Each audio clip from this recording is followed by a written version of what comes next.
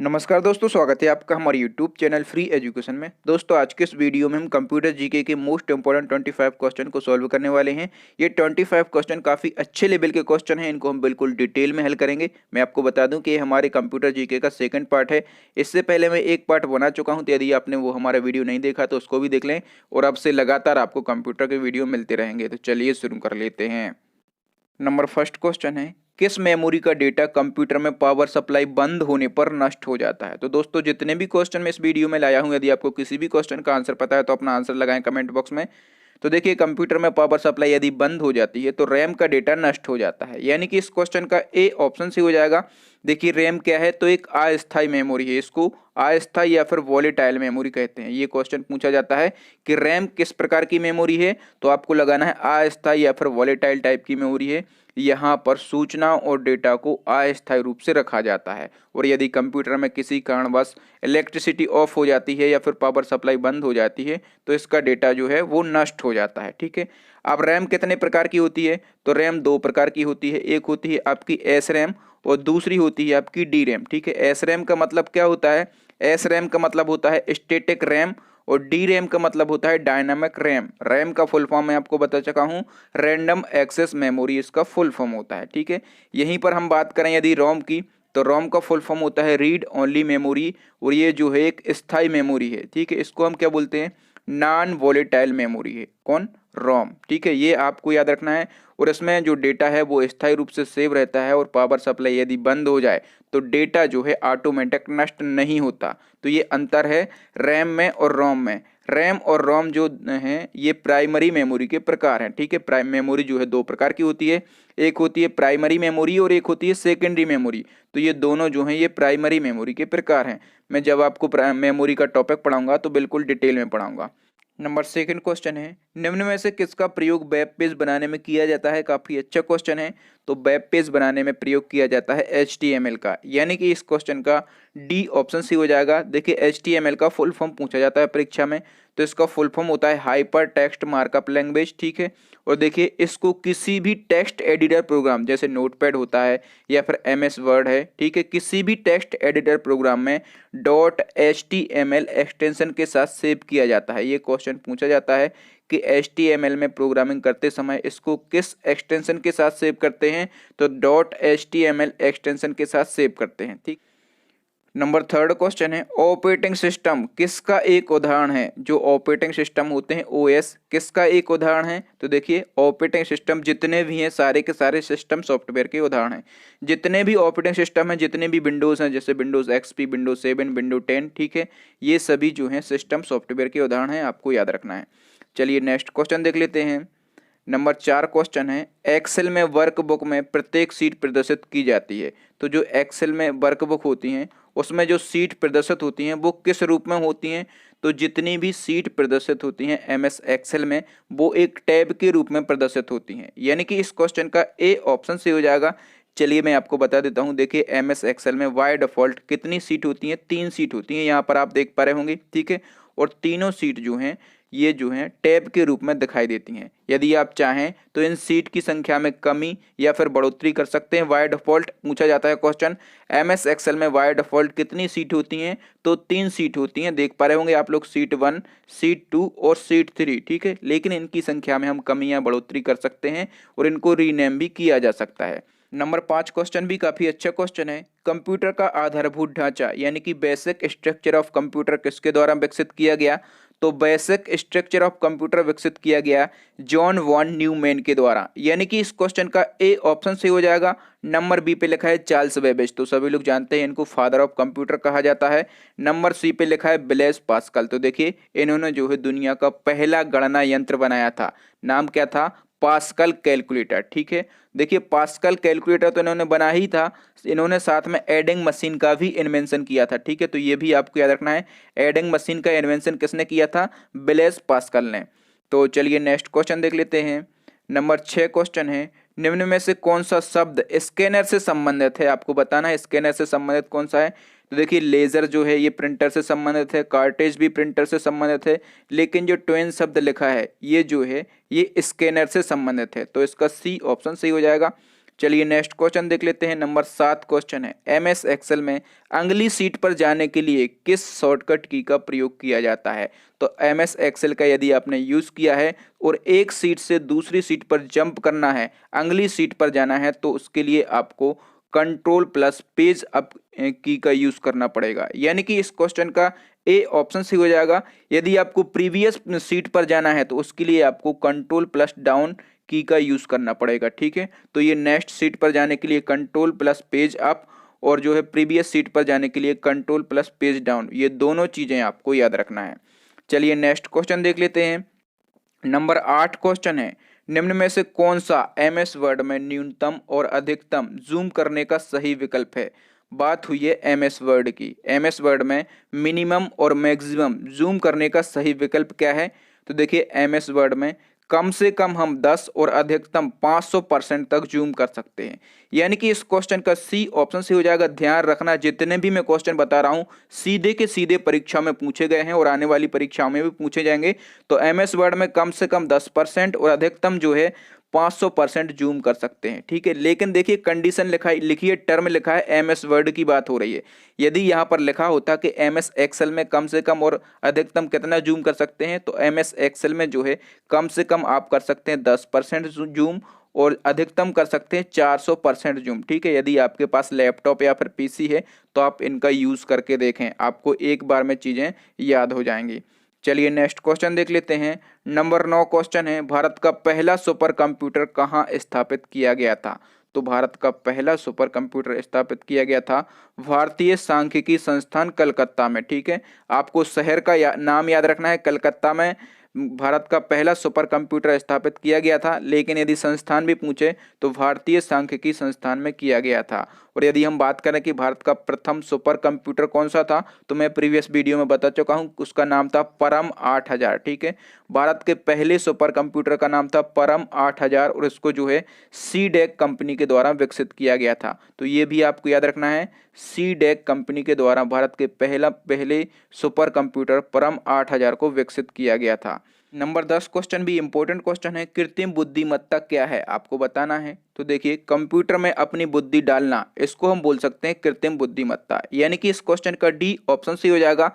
सबसे पहले आपको एआई का फुल फॉर्म पता होना चाहिए। इसका फुल फॉर्म होता है आर्टिफिशियल इंटेलिजेंसी। ठीक है, क्या होता है आर्टिफिशियल इंटेलिजेंसी। और पूछा जाता है कि एआई के जनक कौन है, तो एआई के जनक हैं जॉन मैकार्थी। ठीक है, इनका नाम भी आपको याद रखना है, जॉन मैकार्थी जो हैं वो एआई के जनक हैं। अभी आर्टिफिशियल इंटेलिजेंसी होती क्या है, तो देखिए कृत्रिम तरीके से विकसित की गई बुद्धि को आर्टिफिशियल इंटेलिजेंसी या फिर कृत्रिम बुद्धिमत्ता बोलते हैं।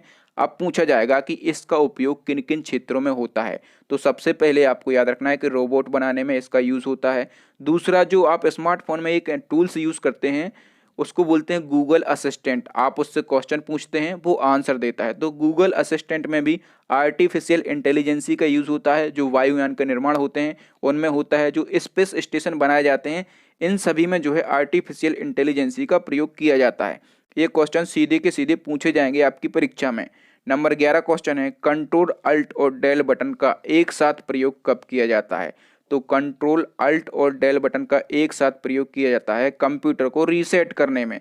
यानी कि इस क्वेश्चन का ए ऑप्शन सही हो जाएगा, कंप्यूटर को रीसेट करने में या फिर कंप्यूटर का में जो टास्क चल रहे हैं, जो काम चल रहे हैं, उनको खत्म करने के लिए भी कंट्रोल अल्ट और डेल बटन का एक साथ प्रयोग किया जाता है। लेकिन ऐसा तभी किया जाता है जब आपका कंप्यूटर हैंग हो जाता है। ठीक है, आपको याद रखना है। नंबर 12 क्वेश्चन है, निम्न में से कौन सा एक भारत में इंटरनेट सेवा प्रदाता यानी कि आईएसपी नहीं है। तो इनमें से आईएसपी कौन सा नहीं है, मैं आपको बता देता हूं। इनमें से आईएसपी नहीं है इन्फोटेक इंडिया लिमिटेड, यानी कि डी ऑप्शन से हो जाएगा। अब एक टर्म लिखा है आईएसपी, ये आपको समझ में नहीं आया होगा। तो सबसे पहले इसका फुल फॉर्म होता है इंटरनेट सर्विस प्रोवाइडर, मतलब जो हमें इंटरनेट की सेवाएं देता है उसको हम बोलते हैं इंटरनेट सेवा प्रोवाइडर। जैसे हम बीएसएनएल के माध्यम से इंटरनेट चलाते हैं, बिल्कुल सही है। बीएसएनएल के माध्यम से चलाते हैं, ये भी सही है। ईआर नेट के माध्यम से चलाते हैं, ये भी सही है। लेकिन इन्फोटेक इंडिया लिमिटेड के माध्यम से हम नहीं चलाते।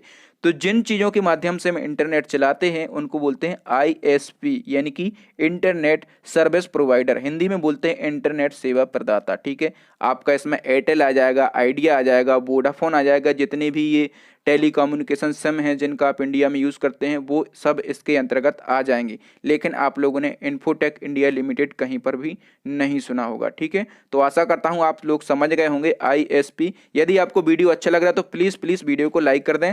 चलिए नेक्स्ट क्वेश्चन देख लेते हैं। नंबर 13 क्वेश्चन है, निम्न में से कौन सा एक कथन सत्य है? आपको बताना है कि कौन सा एक कथन सत्य है। तो चलिए एक एक करके देख लेते हैं। मॉडेम जो है एक प्रकार का सॉफ्टवेयर है। देखिए यहाँ पर आप लोग मॉडेम की तस्वीर देख पा रहे होंगे। तो मॉडेम क्या सॉफ्टवेयर है? बिल्कुल नहीं है, मॉडेम हार्डवेयर है। तो ये कथन गलत हो जाएगा। लिखा है मॉडेम एक ऑपरेटिंग प्रणाली है, तो ये भी गलत लिखा है। नंबर सी पे लिखा है मॉडेम वोल्टेज को स्थिर करने में सहायता करता है, तो ये भी गलत लिखा है। मॉडेम इंटरनेट यूज करने में सहायता करता है। ठीक है, नंबर डी पे लिखा है मॉडेम एनालॉग सिग्नल को डिजिटल सिग्नल में बदलता है, तो ये सही लिखा है। मॉडेम जो होता है वो एनालॉग सिग्नल को डिजिटल सिग्नल में और डिजिटल सिग्नल को एनालॉग सिग्नल में बदलता है। तो इसका डी ऑप्शन सही हो जाएगा, क्योंकि हमें सही ही पकड़ना था। और देखिए पूछा जाए कि मॉडेम का फुल फॉर्म क्या होता है, तो मॉडेम का फुल फॉर्म होता है मॉड्यूलेटर डीमॉड्यूलेटर। ठीक है, तो ये भी आपको याद रखना है। चलिए नेक्स्ट क्वेश्चन देख लेते हैं। नंबर 14 क्वेश्चन है, CD रोम का पूर्ण रूप क्या है? यानी कि CD रोम का फुल फॉर्म पूछा गया है। तो CD रोम का फुल फॉर्म होता है compact disc read only memory, यानी कि इस क्वेश्चन का बी ऑप्शन सही हो जाएगा। Compact disc read only memory इसका फुल फॉर्म होता है। और जो CD है ये द्वितीयक मेमोरी यानी कि सेकेंडरी मेमोरी का उदाहरण है। तो आप लोग इसको समझ गए होंगे। चलिए नेक्स्ट क्वेश्चन देख लेते हैं। नंबर 15 क्वेश्चन है, पेन ड्राइव है। आपको बताना है पेन ड्राइव क्या है। तो देखिए पेन ड्राइव जो है एक इलेक्ट्रॉनिक मेमोरी है, यानी कि इस क्वेश्चन का ए ऑप्शन सही हो जाएगा। पेन ड्राइव को फ्लैश मेमोरी या फिर इलेक्ट्रॉनिक मेमोरी कहा जाता है, और यह भी जो है सेकेंडरी मेमोरी का उदाहरण है। तो चलिए नेक्स्ट क्वेश्चन देख लेते हैं। नंबर 16 क्वेश्चन है, वर्तमान में CPU जिस प्रोग्राम और डेटा पर काम कर रहा है वह किस मेमोरी में जाता है? मैं आपको बता चुका हूं। तो देखिए वर्तमान में यदि हम किसी प्रोग्राम या फिर डेटा पर काम कर रहे हैं तो वो रैम में सेव होता है। ठीक है, यानी कि इस क्वेश्चन का ए ऑप्शन सही हो जाएगा। लेकिन रैम में सेव होता है, कैसे होता है? अस्थायी रूप से सेव होता है, और जब हम इसको सेव कर देते हैं तो स्थायी रूप से कहाँ पहुंच जाता है? स्थायी रूप से पहुंच जाता है सेकेंडरी मेमोरी यानी कि हार्ड डिस्क में। ठीक है, और अब जिस सेकेंडरी मेमोरी में पहुंच गया है तो ये ऑटोमेटिक नष्ट नहीं होगा। यदि रैम में हम काम कर रहे हैं वर्तमान में और इलेक्ट्रिसिटी चली जाए तो अस्थायी रूप से सेव है तो ये नष्ट हो जाएगा। लेकिन यदि हमने उसको एक बार सेव कर दिया है, वो सेकेंडरी मेमोरी यानी कि हार्ड डिस्क में पहुंच गया है, तो अब इलेक्ट्रिसिटी ऑफ हो जाए, पावर सप्लाई बंद हो जाए तो ये ऑटोमेटिक नष्ट नहीं होगा। आप इतना याद रखेंगे। चलिए नेक्स्ट क्वेश्चन देख लेते हैं। नंबर 17 क्वेश्चन है, कंप्यूटर की लैंग्वेज जावा किसके द्वारा विकसित की गई? तो कंप्यूटर की लैंग्वेज है, आप लोग जानते हैं जावा, यह किस कंपनी के द्वारा विकसित की गई? तो ये कंपनी थी जावा को विकसित करने वाली सन माइक्रो सिस्टम, यानी कि इस क्वेश्चन का डी ऑप्शन से हो जाएगा। और जो सन माइक्रो सिस्टम है एक अमेरिकी कंपनी है। तो चलिए नेक्स्ट क्वेश्चन देख लेते हैं। नंबर 18 क्वेश्चन है, बेसिक एक कंप्यूटर भाषा है किसके द्वारा 1964 में विकसित की गई? तो देखिए बेसिक सभी लोग जानते हैं एक कंप्यूटर भाषा है, और 1964 में इसका विकास हुआ था। किसने इसका विकास किया था? इसका विकास किया था जॉन जी कैमिनी के द्वारा, यानी कि इस क्वेश्चन का बी ऑप्शन सही हो जाएगा। जॉन जी कैमिनी एक जो है कंप्यूटर वैज्ञानिक हैं, और इन्होंने जो है बेसिक भाषा को 1964 में विकसित किया था। नंबर 19 क्वेश्चन है, जब कंप्यूटर में एक नया प्रोग्राम इंस्टॉल किया जाता है तो यह प्रोग्राम किस मेन्यू में जुड़ जाता है? ये सारे के सारे पूछे गए क्वेश्चन हैं। तो जब किसी कंप्यूटर में कोई प्रोग्राम इंस्टॉल करते हैं तो वो ऑल प्रोग्राम मेन्यू में जुड़ जाता है, यानी कि इस क्वेश्चन का ए ऑप्शन सही हो जाएगा। चलिए नेक्स्ट क्वेश्चन देख लेते हैं। नंबर 20 क्वेश्चन है, पोस्ट का पूर्ण रूप क्या है? आपको पोस्ट का फुल फॉर्म बताना है। तो देखिए पोस्ट का फुल फॉर्म है पावर ऑन सेल्फ टेस्ट, यानी कि इस क्वेश्चन का ए ऑप्शन से हो जाएगा। जितना भी आपको सीखने को मिल रहा है, पढ़ने को मिल रहा है, आप पढ़ते जाइए। मैं कंप्यूटर के बहुत ही अच्छे अच्छे वीडियो बनाऊंगा। नंबर 21 क्वेश्चन है, पहला ईमेल कब भेजा गया था? तो पहला ईमेल भेजा गया था 1971 में, यानी कि इस क्वेश्चन का सी ऑप्शन सही हो जाएगा। अब ईमेल का फुल फॉर्म पूछा जाता है परीक्षा में, तो इसका फुल फॉर्म होता है इलेक्ट्रॉनिक मेल। ठीक है, और ईमेल के आविष्कारक पूछे जाते हैं। ईमेल के आविष्कारक कौन है? तो ईमेल के आविष्कारक हैं रे टॉमलिंसन। ठीक है, रे टॉमलिंसन ने जो है ईमेल का आविष्कार किया था 1971 में। ठीक है, एवं पहला मेल भेजा था। अब एक और क्वेश्चन पूछा जाता है कि जो @ का सिंबल है इसको क्या बोलते हैं? @ का सिंबल बोलते हैं। और इसका प्रयोग सबसे पहले किसने किया था? तो तो इसका प्रयोग सबसे पहले 1972 में किया था। किसने किया था? रे टॉमलिंसन ने किया था। ठीक है, तो आप लोग इसको भी याद रखेंगे, ये भी पूछा गया है। तो चलिए नेक्स्ट क्वेश्चन देख लेते हैं। नंबर 22 क्वेश्चन है, डिफरेंस इंजन एवं एनालिटिकल इंजन का आविष्कार किसने किया था? तो डिफरेंट इंजन और एनालिटिकल इंजन दोनों का आविष्कार किया था चार्ल्स बेबेज ने, यानी कि इस क्वेश्चन का सी ऑप्शन सी हो जाएगा। देखिए इन्होंने जो है डिफरेंस इंजन का आविष्कार किया था 1822 में। ठीक है, और एनालिटिकल इंजन का आविष्कार इन्होंने किया था 1833 में। और इनको जो है कंप्यूटर का जन्मदाता भी माना जाता है, यानी कि फादर ऑफ कंप्यूटर भी कहा जाता है। तो ये सारे के सारे फैक्ट आपको याद रखना है। नंबर 23 क्वेश्चन है, वॉकी टॉकी किस संचार चैनल यानी कि टेलीकम्युनिकेशन का उदाहरण है? तो जो वॉकी टॉकी है ये हाफ डुप्लेक्स का उदाहरण है, यानी कि इस क्वेश्चन का ए ऑप्शन सही हो जाएगा। सबसे पहले मैं आपको समझा दूं कि जो टेलीकम्युनिकेशन यानी कि संचार चैनल होते हैं ये 3 प्रकार के होते हैं, तीनों को हम समझेंगे। पहला प्रकार होता है हाफ डुप्लेक्स। ठीक है, तो हाफ डुप्लेक्स क्या होता है इसको हम समझ लेते हैं। देखिए इसमें जो है डेटा का संचार दोनों दिशाओं से होता है, इस तरफ से भी होगा और इस तरफ से भी होगा, मतलब दोनों दिशाओं से आप डेटा का संचार कर सकते हैं। लेकिन एक समय में एक ही दिशा से डेटा का संचार हो सकता है। यदि एक समय में दोनों दिशाओं से डेटा का संचार होगा तो डेटा जो है आपस में टकरा जाएगा। ठीक है, और नष्ट हो जाएगा।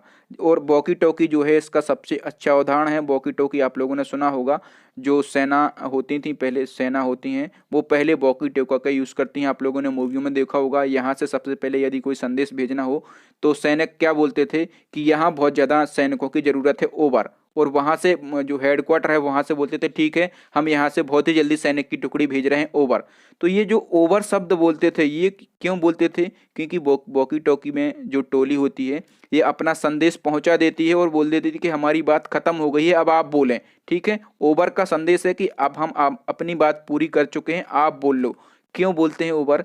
क्योंकि यदि हम यहाँ से बोलेंगे और वो वहाँ से बोलेंगे तो डेटा क्या हो जाएगा, आपस में टकरा जाएगा और नष्ट हो जाएगा, दोनों एक दूसरे की बातें नहीं सुन पाएंगे। ठीक है, तो आप लोग समझ गए होंगे वॉकी टॉकी। और हाफ डुप्लेक्स भी समझ गए होंगे कि इसमें दोनों दिशाओं से डेटा को हम भेज सकते हैं, लेकिन एक समय में एक ही दिशा से डेटा भेज सकते हैं। यदि एक समय में दोनों दिशाओं से डेटा भेजने की कोशिश करेंगे तो डेटा जो है आपस में टकरा जाएगा और नष्ट हो जाएगा। ठीक है, तो ये टेलीकम्युनिकेशन का एक प्रकार हो गया हाफ डुप्लेक्स। अब चलिए सेकंड क्वेश्चन से हमें और चीजें समझने को मिलेंगी। नंबर 24 क्वेश्चन है, निम्न में से कौन पूर्ण द्वैत संचार यानी कि फुल डुप्लेक्स का उदाहरण है? तो फुल डुप्लेक्स जो है ये टेलीकम्युनिकेशन का दूसरा प्रकार है और फुल डुप्लेक्स का उदाहरण है टेलीफोन पर बातचीत करना, यानी कि इस क्वेश्चन का डी ऑप्शन से हो जाएगा। तो फुल डुप्लेक्स को हम समझ लेते हैं। देखिए इसमें क्या होता है कि इसमें हम डेटा को एक समय में दोनों दिशाओं से भेज सकते हैं, मतलब यहाँ से भी हम डेटा भेज सकते हैं और यहाँ से भी हम डेटा भेज सकते हैं। इसमें डेटा आपस में टकरा कर टूटेगा नहीं। टेलीकम्युनिकेशन पर, टेलीफोन पर बातचीत करना इसका सबसे अच्छा उदाहरण है। यहाँ से आप हेलो बोलो, यहाँ से आप हेलो बोलो, डेटा आपस में नहीं टकराएगा, नष्ट नहीं होगा, आप लड़ते रहो झगड़ते रहो। ठीक है, तो आप फुल डुप्लेक्स समझ गए होंगे। इसके बाद जो तीसरा प्रकार होता है टेलीकम्युनिकेशन का वो होता है सिंप्लेक्स। ठीक है, तो सिंप्लेक्स में क्या होता है? तो देखिए इसमें डेटा का संचरण सदैव एक ही दिशा से होता है, अर्थात या तो आप अपनी सूचनाओं को भेज सकते हैं या फिर प्राप्त कर सकते हैं। आप या तो भेजेंगे या फिर प्राप्त करेंगे। अच्छा पूछा जाता है परीक्षा में कि इसका सबसे अच्छा उदाहरण कौन सा है? तो इसका सबसे अच्छा उदाहरण होता है रेडियो। ठीक है, क्योंकि रेडियो के माध्यम से क्या होता है कि यदि जो सेंडर है या तो वो सूचनाओं को भेज सकेगा या फिर प्राप्त कर सकेगा, दोनों काम एक साथ नहीं कर सकता। तो ये सिंप्लेक्स का सबसे अच्छा उदाहरण है। अब नेक्स्ट एंड लास्ट क्वेश्चन है आपके लिए, चैलेंजिंग क्वेश्चन है, इसका आंसर आपको कमेंट करके बताना है। इसको हम पूछते हैं अपने पुराने वीडियो से। निम्न में से कौन सा एक सर्च इंजन नहीं है? आपके लिए 4 ऑप्शन भी दिए गए हैं, यदि आप चाहें तो इस क्वेश्चन के बारे में डिटेल भी लिख सकते हैं। तो थैंक यू दोस्तों, वीडियो देखने के लिए बहुत बहुत धन्यवाद। यदि आपको हमारा वीडियो अच्छा लगता है तो प्लीज़ वीडियो को लाइक करें, अपने दोस्तों के साथ अपने स्टडी व्हाट्सएप ग्रुप में इसको शेयर करें और हमारे चैनल को सब्सक्राइब करने के साथ साथ बेल आइकन जरूर दबाएं ताकि इसी प्रकार के लेटेस्ट वीडियो का अपडेशन सबसे पहले आपको मिल सके। और मैं आपको बता दूं कि मैं कंप्यूटर का एक वीडियो बना चुका हूं, ये हमारा सेकंड पार्ट था, तो आप पहले वीडियो को भी वॉच कर सकते हैं। और दोस्तों यदि आपको कोई सजेशन देना हो, यदि आप कोई चेंजमेंट करवाना चाहें तो वो भी आप कमेंट में बता सकते हैं। थैंक यू दोस्तों, मिलते हैं अगले वीडियो में, तब तक के लिए जय हिंद, जय भारत, वंदे मातरम।